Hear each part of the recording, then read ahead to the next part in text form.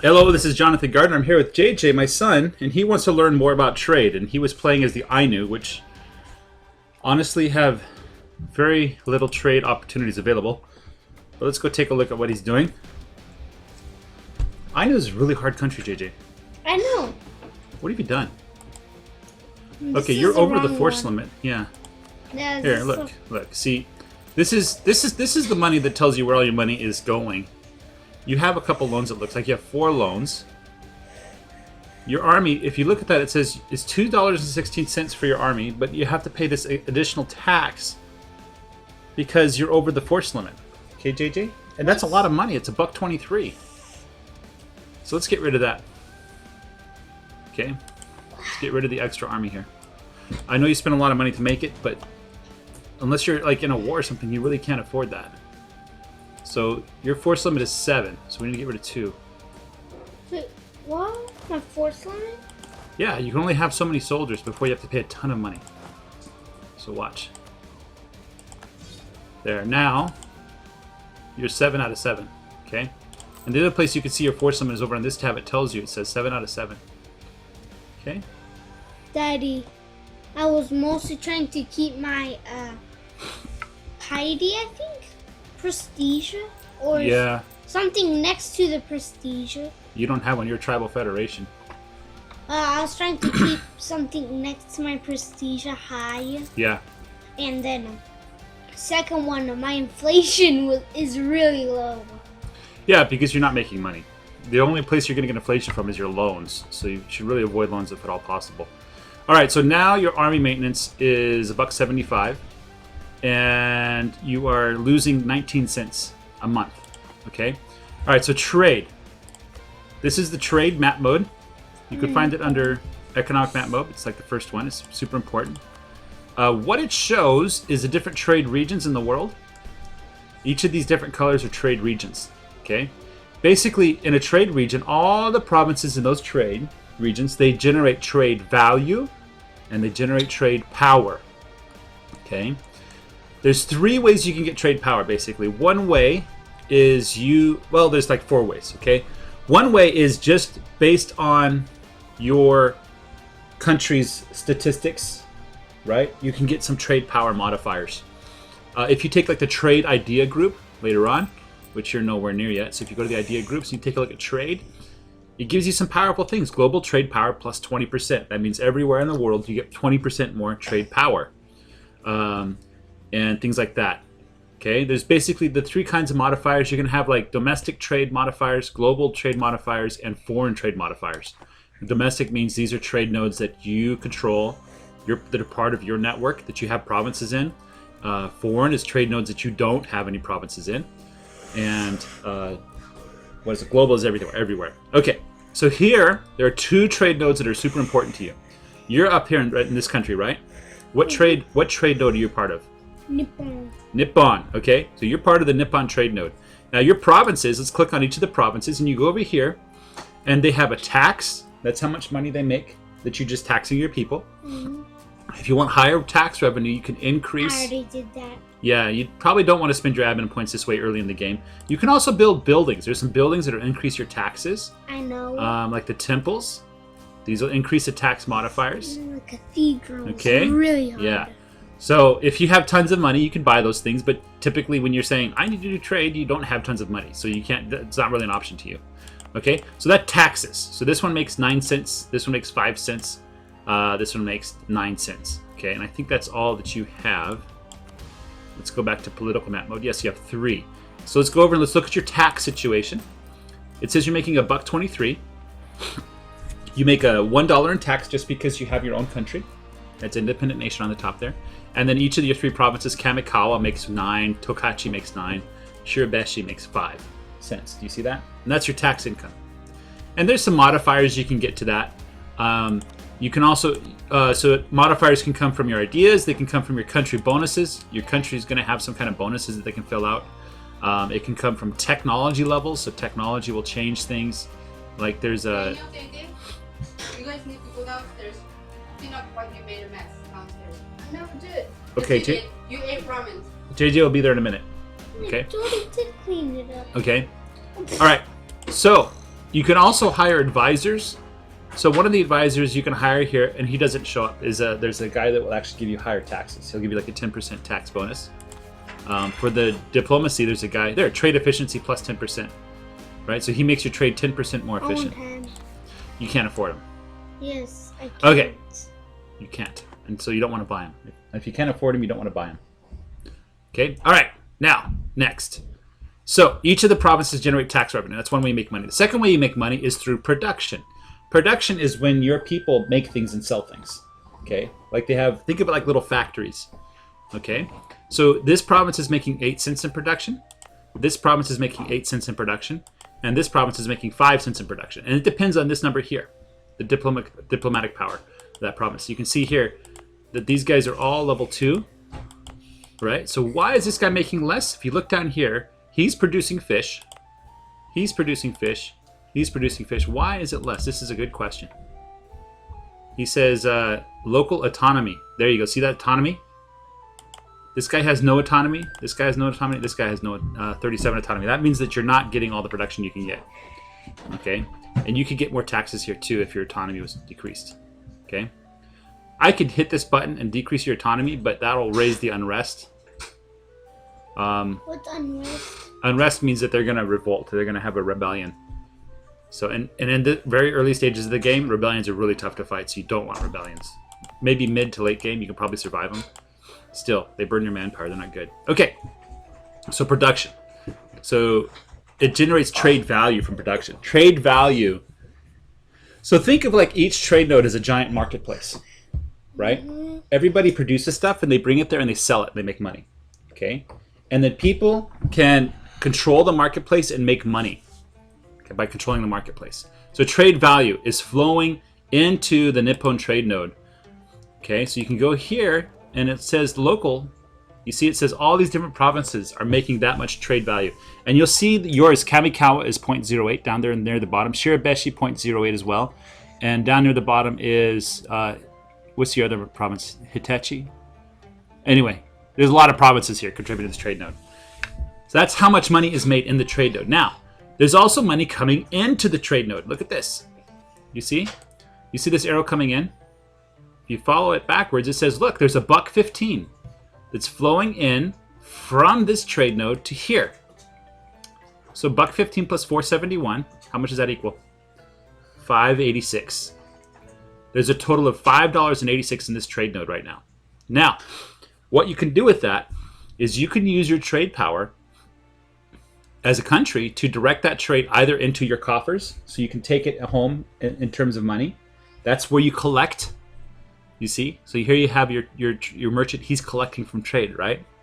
And he's making 55 cents. So not only are you making money from production, you're also making money from other countries' productions and from their trade. You're making 55 cents here. That's pretty decent. That's pretty good. Okay. Let's see up here at this node. Let's see what you're doing up here. You're doing nothing. Okay. I can't do anything. Yeah, you can't because it's too far away. You need greater trade range. Okay. Mm-hmm. Either you take over some provinces over here, or you have to get a better trade range. I want to get Hoxie over there, but I need 19 troops. Yeah, but 18 troops. You can see that there's countries that are trying to forward trade. Ouichi, Hosokawa, Japan, Hatakayama, and Uesugi are all forwarding trade to here. And so you're getting 8% of all the local produced trade and of the forwarded trade, but that's not all.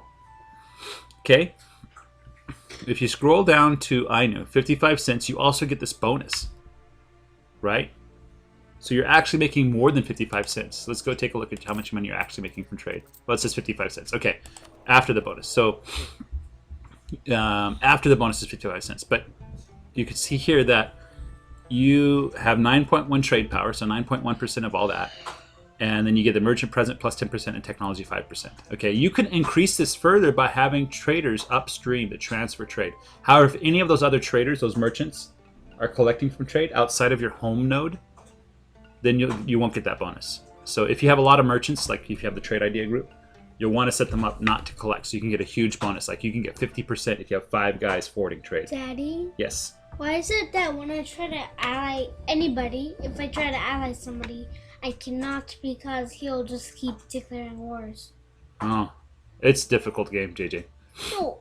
Anyway, I let's cannot ally anybody. So the last idea I want to talk about is trade power. Okay? How do we change this 8% into like 90%? Mm-hmm. That's what you want to do, really. Yes. Well, the easiest way to do it is take over all the provinces. If you control all the provinces, you're going to have a huge trade power. I cannot do that. Yeah, well, you can't do that, of course. You're not very strong. As you can see, you get trade power based on how many provinces. Ming has no provinces here. But you have 3.5, they have 10.8, 22.3, 31.7, 12.1, and all these things. But Ming has 0, you see. But Ming still has some trade power because of their stability and prestige. And so they can like control some of that trade. Now, how do you, if you can't take over the provinces, how do you increase trade power? There's a couple other options. Okay, first option is you can send a merchant there, I believe. The merchant gives them, and you already have a merchant there, so we can see if your trade power. Yes, the merchant gives 2 trade power. Oh no, you're not Korea. You're Ainu. Yes, you get 2 trade power from the merchant. The other thing you do is send trade ships to light ships to protect trade there, and that's what he's doing here with these ships. He's clicked that button and he selected the Nippon trade node. So the combination of all that gives him 16 trade power, which is pretty good. So he's actually putting the most power into this trade node from ships and merchants. Okay. The thing where he's weak though is the provincial power. So if you look, that's Korea. Korea, Gyeongju has 17.6 trade power. So let's go take a look at Gyeongju. Why does it have 17.6? So he's producing Chinaware, which is worth more than fish. Okay. Does he have any buildings? He does not have any buildings, but he does have a high development. Okay. And so he's just producing a lot of stuff. And the trade power that he gets is, number one, it's a coastal center of trade. You see that's a square? Mm-hmm. That's a coastal center of trade. That gives you a big boost to trade power. Like plus 10. It's huge, right? Development 2.2 because he has 4, right? He has no autonomy, so he gets the maximum bonus. He's also coastal. Provinces that are on the coast, they get a bonus of 25%. And mercantilism. So mercantilism also boosts your trade power. So let's take a look at your provinces here. So this one gives you 1.2 trade power. Well, the autonomy hurts, doesn't it? Mm-hmm. So autonomy is not good. But you do have 1 development. You're coastal. And you have 20% mercantilism. Let's take a look at this guy. Okay, same thing.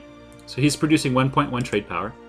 And he's producing 1.1 trade power. So if you can't do anything like grab more provinces, you're pretty much stuck, right? You want to increase your mercantilism. You want to increase your development.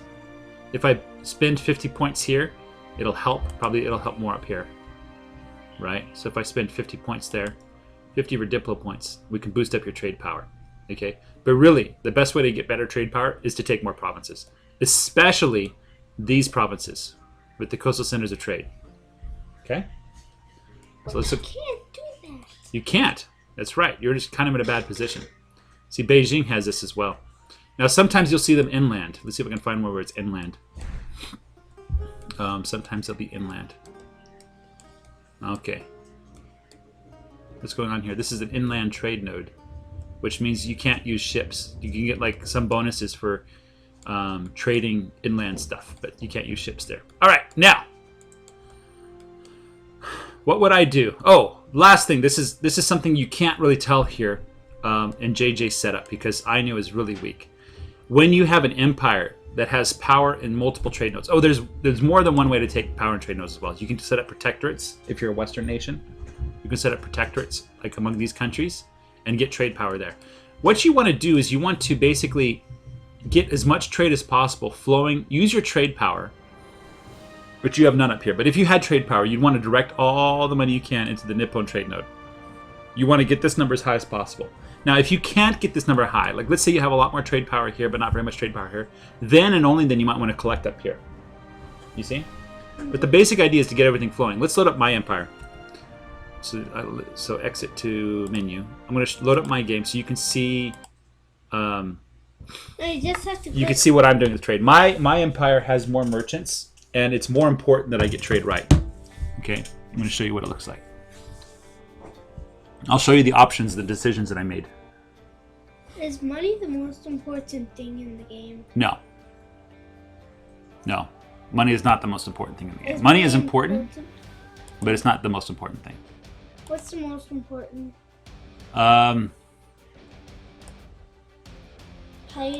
Prestige? You know, that's a no. There's it all works together. Okay, so this is my first come first serve nation that I'm playing as. All right, so here is Cherry. I've conquered a lot of different people. So I have, look at the 60% here in this Mexico node, 42% up here in Rio Grande. If you look closely, I've taken these coastal centers of trade. I've colonized them first. There's one there. It's a coastal center of trade. So they have tremendous trade power. Okay, so I take them right away. They're mine. Nobody else can have them. I don't want anybody to take it. If somebody took these from me, I'd be very upset. I need to take Manhattan and Massachusetts. I think I'm working on Massachusetts. No, I'm not. I need to get up there right away and take those two. There's two up here. This is the inland center of trade. Regardless, I need to take these centers of trade. So over here, I took this one. But before I could blink, somebody took this from me. I got it back, though. I took it back. Okay, so you see, these are generating a lot of trade power, aren't they? Look, 15.3, 25.7. Here I built a marketplace, which increases trade power by 50%. You probably want to build marketplaces in each of these nodes. Maybe you want to build marketplaces in other places too. So when you go to the build screen and you select marketplace, it's going to tell you how much trade power will increase if you build it here. Like this will give me plus 1.1 trade power. Okay. All right. This is 5.8. Obviously, I'm going to build it here. Right? Yep. I'm already working to make it a core. I can't build it there yet. But down here, these guys, they're not worth a lot yet. They will be worth more in the future as their price goes up. Okay. So very valuable provinces. If we go to the development map mode, so go to economic development, it shows you like in orange, these ones are more valuable. Okay, I'm trying to take them first, of course. These guys, they have higher development. So they produce more trade power, even without a marketplace or a center of trade, okay? The second thing I've done is I've moved my capital, my trade capital, here. Okay, my actual capital is over here somewhere, but I moved my trade capital here. Why? Because I want to collect from this node right now. Okay, as you can see, I have 68% of the power. That means I collect 10 ducats a month. That's how much money I get from trade. Let's go to my thing here. So trade, 10 ducats. I'm collecting from the Caribbean. But there's a bonus I get because I get 30% additional from technology, from a trader, and from a merchant. So let's take a look at what I have there. I have this trade efficiency guy hired. He's helping, right? Now, I don't have a merchant here. Why not? Because there's not a lot of money here. You see? There's just 0.73 going up here and 0.5 going down there. I don't have a merchant here. Why? Because he doesn't really matter. Either way, that money's going forward. Nobody's collecting there, right? I do have a merchant here. Why? Because there's a lot of money. You see all that money? That's a lot of money, isn't it? Okay, so I have a merchant here, making sure that that money ends up going this direction and not towards South America, not towards Panama. I want it to go straight here. When I get Panama, then maybe I'll say, I don't care which way it goes, you know. Maybe I'll take like the entire Mexico node so that nobody collects, okay? Now, if I go over here, there's another trade node that's worth a lot of money. See this one? Yeah. Yeah, $3. So I have him going over there. So I have 3 merchants. One merchant here is collecting. It gives me 10% bonus. One merchant is forwarding from Mexico, and the other merchant is forwarding from the Ivory Coast. And I already have some provinces over there in the Ivory Coast. These are mine. Okay? You see how that works? Now, my plans are, when I take all of the Caribbean, and I can get almost 100% here, what I'm going to do is I'm going to focus on Chesapeake Bay. Okay, Chesapeake Bay is going to get even more money.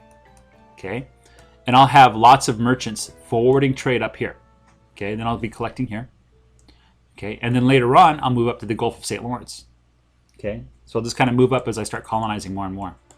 Down here, there's a trade node here that I probably could send a merchant here. He would, but I only have 23% power there right now. Whereas over here, I have 6%, and it makes a huge difference. You see? You see? Okay. Later on, there's a trade node here as well that I want to forward. So that's how my game is working. Okay. My recommendation is to experiment. What does it mean to experiment?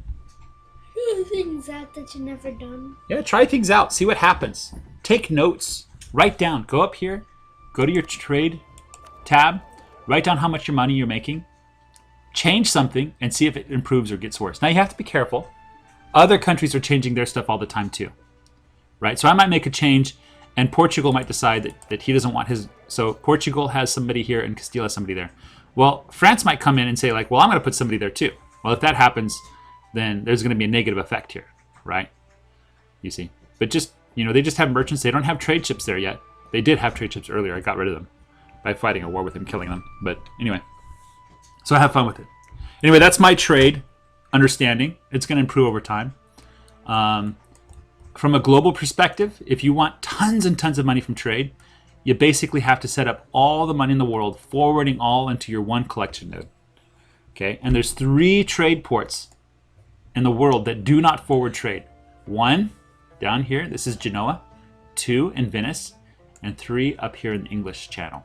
Okay, and if you can get people to direct all the money into these 3 provinces, one of these 3, and if you can control or get a significant chunk of these, you're going to make a lot of money. Okay, that's the way it is. Okay, and once again, how do you increase trade value? Well, you have provinces that produce something useful, like here's tobacco, $3. I have 1 development. I don't have any factories. I could build something that makes it better, like a plantation or something like that, but I don't have enough money for that right now. I don't have the advent tech. You can increase production here, which increases production efficiency. It increases it by 50%, this one by 100. You can increase development. Okay. Lower autonomy. If autonomy comes down to 0, my production will increase significantly. You can also increase your mercantilism. So mercantilism. So I have 16.5. Whenever there's a choice, I almost always choose the one that gives me more mercantilism because I'm a trade nation. So that's how I make my money. All right. Thanks, JJ. Take care. Bye-bye.